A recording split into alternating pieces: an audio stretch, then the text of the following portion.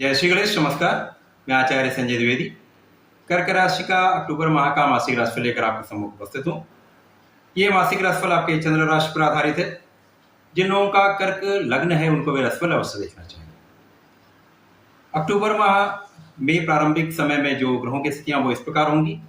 तृतीय भाव में कन्या राशि में त्रिग्रही योग होगा, जहां पर बुध होंगे, सूर्यदेव होंगे तथा शुक्राचार्य होंगे। चतुर्थ भाव में तुला राशि में केतु का गोचर होगा। सप्तम भाव में शनिदेव होंगे। पंचम भाव में प्रारंभिक समय में चंद्रमा का गोचर होगा तथा नवम भाव में भाग्य भाव में भाग्येश गुरुदेव बृहस्पति होंगे तथा दसम भाव में राहु का गोचर चल रहा होगा। एकादश भाव में वृषभ राशि में मंगल होंगे। इसके पश्चात 15 अक्टूबर को मंगल अपनी राशि का परिवर्तन करेंगे तथा द्वादश भाव में मिथुन राशि में प्रवेश करेंगे। इसी प्रकार से 17 अक्टूबर को सूर्यदेव का राशि परिवर्तन होगा। सूर्यदेव चतुर्थ भाव में केतु के साथ गोचर करना प्रारंभ करेंगे। यहाँ पर राहु की दृष्टि के कारण यहाँ पर ग्रहण योग का निर्माण होगा। अगले ही दिन 18 अक्टूबर को शुक्राचार्य का राशि परिवर्तन होगा। शुक्राचार्य तृतीय भाव से निकलकर चतुर्थ भाव में पहुंचेंगे, जहां पर त्रिग्रही योग पुनः बनेगा। यहाँ पर केतु के साथ सूर्य तथा शुक्राचार्य का गोचर प्रारंभ होगा। ये अत्यंत विशिष्ट होने वाला है, जिसके परिणाम नकारात्मक तथा कुछ सकारात्मक होने वाले हैं। संपूर्ण विश्लेषण में करने चाहिए। जैसा कि कर्क राशि चंद्रमा की राशि है, चंद्रमा का गोचर प्रारंभिक समय में पंचम भाव में, तो ये माह का प्रारंभ बहुत अच्छा है। यहाँ पर स्वास्थ्य भी आपका अच्छा रहेगा, समस्याओं में कमी आएगी, स्वास्थ्य लाभ से आपको कर्म क्षेत्र में प्रगति का योग दिखता है। क्योंकि यहाँ पर कर्क राशि के लिए जो कारक ग्रह हैं उनकी स्थिति बहुत अच्छी है। प्रारंभिक समय में सूर्यदेव जो तृतीय भाव में बैठकर आपके भाग्य में वृद्धि कर रहे हैं तथा भाग्येश का भाग्य भाव में होना आपके परम भाग्य कारक ये समय रहने वाला है। यहाँ गुरुदेव बृहस्पति जो आपके षष्टम के स्वामी है तथा नवम के स्वामी है, भाग्य के स्वामी है। भाग्य के स्वामी का भाग्य में गोचर अत्यंत शुभ है। समस्त संकटों से आपकी रक्षा करने वाले गुरुदेव यहाँ पर बैठे हुए। द्वितीय भाव के स्वामी जो सूर्यदेव हैं, धन भाव के स्वामी का तृतीय भाव में गोचर जो कि पराक्रम के स्वामी बुध के साथ है, तथा यहाँ पर जो आपके सुख भाव के स्वामी शुक्राचार्य, तो सुखेश, पराक्रमेश तथा धनेश का गोचर तृतीय भाव में। ये आपका सबसे प्रबल भाव है। यहाँ पर आपको धन का प्रचुर लाभ मिलेगा। यहाँ पर आपके पराक्रम से आपके कार्यक्षेत्र में प्रगति होगी। यहाँ पर आपके भाग्य में वृद्धि होगी, क्योंकि यहाँ पर इन तीनों ग्रहों पर गुरुदेव बृहस्पति का दृष्टि का होना, क्योंकि कर्क राशि गुरुदेव बृहस्पति की उच्च राशि है, तो गुरुदेव यहाँ पर अपना पूर्ण प्रभाव, पूर्ण बल, पूर्ण सामर्थ्य के साथ सहयोग करें। तो आपके इस भाव में प्रबल वृद्धि करें तो आपका भाग्य बहुत प्रबल होगा। तो जहाँ कहीं समस्या आ रही है आपका भाग्य साथ देगा। आप भाग्य से उस कार्य पर विजय प्राप्ति करेंगे, संकटों पर विजय प्राप्ति करेंगे तथा कार्यक्षेत्र में प्रगति करेंगे। धन निश्चित रूप से बढ़ेगा।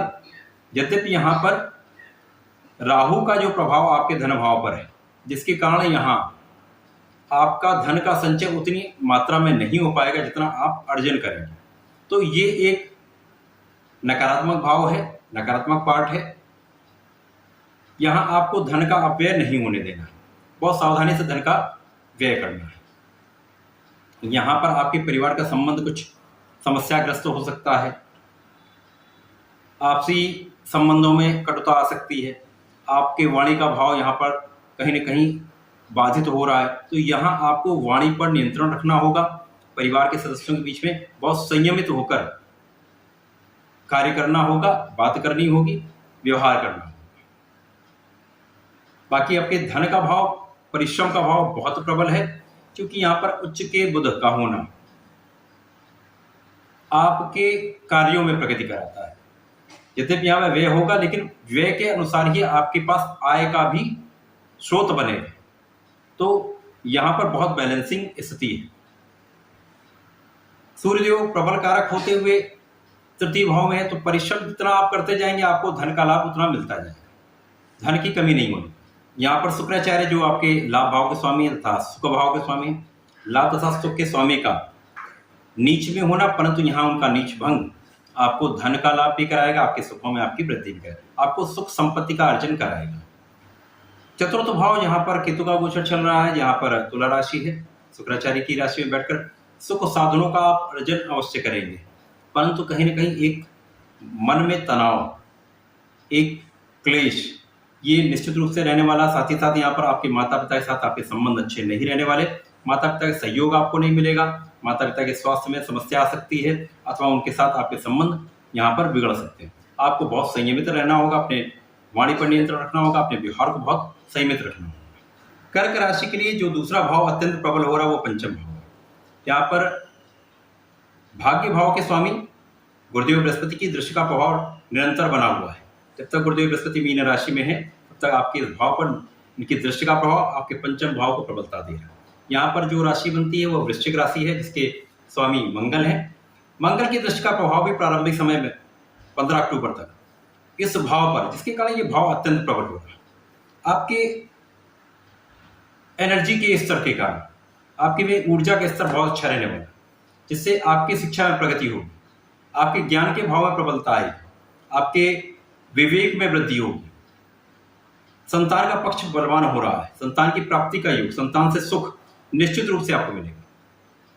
यहाँ पर प्रेम संबंध भी आपके अच्छे रहने वाले, प्रेम संबंधों में मधुरता आने वाली है।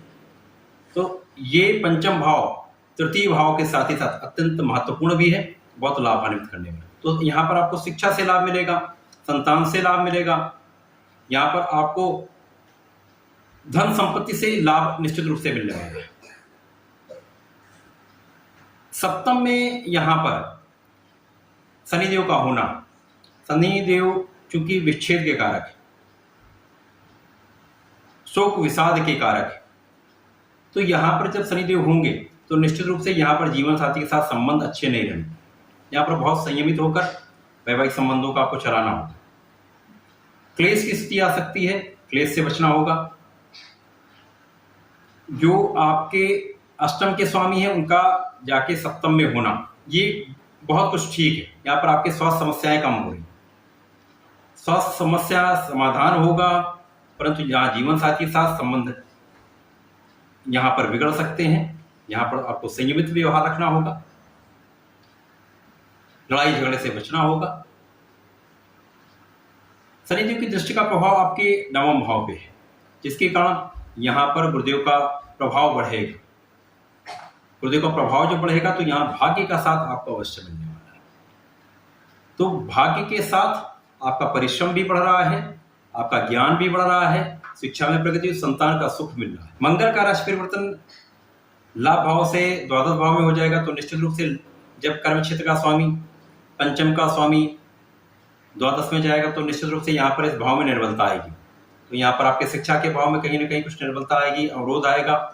इसी के साथ आपके कार्य क्षेत्र में निश्चित रूप से बाधाएं आएंगी। इसके बाद 17 अक्टूबर जैसे सूर्य का राशि परिवर्तन होगा, सूर्य चतुर्थ भाव में प्रवेश कर जाएंगे, जहां पर केतु के साथ युति हो जाएगी।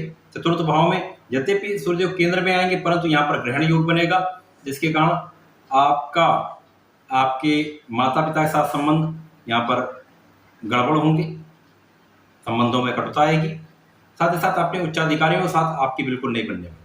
यहाँ पर आपको बहुत संयम रखना होगा अपने साथ के लोगों के साथ, उच्चाधिकारियों से बहुत विवेकशील होकर, बहुत विचारपूर्ण होकर यहाँ पर आपको कार्य करना होगा। शुक्राचार्य का राशि परिवर्तन जैसे 18 अक्टूबर को यहाँ पर चतुर्थ भाव में होगा, तो चतुर्थ के स्वामी का चतुर्थ में गोचर यहाँ पर मालव्य योग का निर्माण करेगा। साथ ही साथ यहाँ पर सूर्य का नीच भंग भी होगा। जब सूर्य का नीच भंग होगा तो ग्रहण का प्रभाव तो निश्चित रूप से रहने वाला, परंतु सूर्य के प्रभाव में वृद्धि हो जाए तो यहाँ पर आपको सहयोग मिलने लगेगा।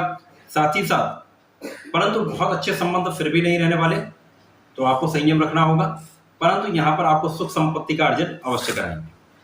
तो अक्टूबर माह कर्क राशि के लिए मिला जुला है। यहाँ पर आपको सुख संपत्ति का लाभ मिलेगा, धन का लाभ मिलेगा, आपके व्यय में वृद्धि होगी, आपके संतान का पक्ष बहुत बलवान रहने वाला है, आपकी शिक्षा का भाग बहुत प्रबल रहने वाला है, परंतु कार्य क्षेत्र में आपको बहुत संयम रखना होगा, बहुत सावधानी रखनी होगी।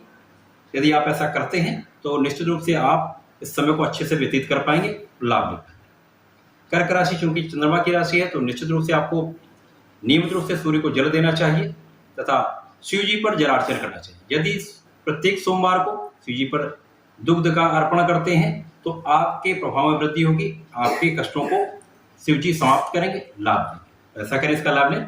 धन्यवाद, नमस्कार।